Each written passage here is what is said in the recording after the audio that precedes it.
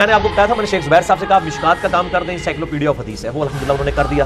سنن اربعہ کا انہوں نے کام کر دیا، جامع ترمذی، ابو داؤد، نسائی، ابن ماجہ. باقی الموطا امام مالک کے اوپر انہوں نے کام کیا جو ابن ابی قاسم والی ہے، اور باقی اختلافی موضوعات کے اوپر آلموسٹ جو روایتیں دوسری کتابوں میں تھیں ان پہ انہوں نے تحکیم کر دی ہوئی ہے. زیادہ تر کام تو انہوں نے کیا ہے شیخ البانی نے بھی، اور شعیب ارنوت نے بھی، اور شیخ زبیلی نے بھی رحمہم اللہ اجمعین. اس وقت انٹرنیشنل لیول کے اوپر سلیم اسد صاحب ہیں عرب کے اسکالر، وہ تحکیم کے اوپر یعنی مشہور ہیں اس حوالے سے، اور ان کی تحکیم بھی آ رہی ہے. اور پاکستان میں تو شیخ زبیر صاحب کے جو شاگرد ہیں غلام مصطفیٰ ظہیر صاحب، یعنی وہ اسماء و رجال کے علم میں ان کے پائے کا کوئی بندہ نہیں. باقی جو ان سے علمی اختلاف یا ان کے ہم سے وہ الگ بات، ہم اس کی جو پازیٹیو چیز ہے اس میں قدر کرتے ہیں. ٹھیک ہے، تو جیسے عمران خان صاحب کے جو مخالفین ہیں وہ ان سے ہر مسئلے میں اختلاف کر سکتے ہیں، لیکن کرکٹ کی فیلڈ میں تو نہیں کر سکتے نا. مجھے بھی ان سے اختلاف ہے، وہ بعض اوقات جو ہے وہ ایسے الفاظ استعمال کرتے ہیں جو کہ مطلب مجلس، اوپن مجلس میں ویسے الفاظ نہیں استعمال کرنے چاہیے، لیکن اس کی بنیاد کے اوپر میں ان کی کرکٹ کی ایکسپرٹیز کا تو رد نہیں کر سکتا.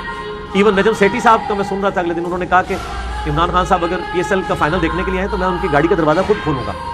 کرکٹ کی فیلڈ میں تو ہم ان کو اپنا امام ہی مانتے ہیں. تو اس طریقے سے اس معاملے میں یعنی غلام مصطفیٰ ظہیر صاحب جو ہے ان سے آپ رابطہ کر سکتے ہیں.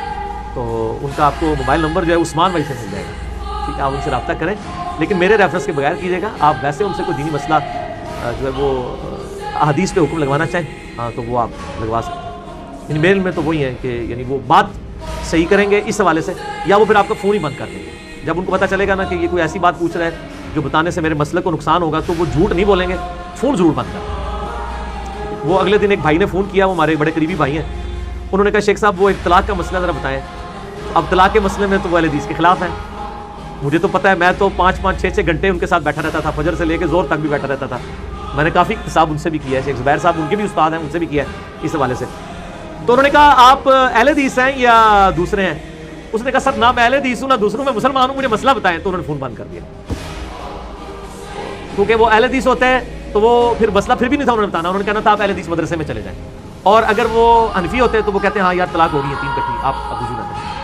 تو اس طرح کے جو معاملات ہیں وہ تھوڑی بہت چیزیں ان کے ساتھ اٹیچ ہیں، تو آپ ان کے ساتھ رابطہ کریں. میرے پاس تو نمبر نہیں، عثمان صاحب کا نمبر میرا خیال ہے میں 10 سے چلو رابطہ کر لی. عثمان بھائی سے آپ فون کر کے نمبر لے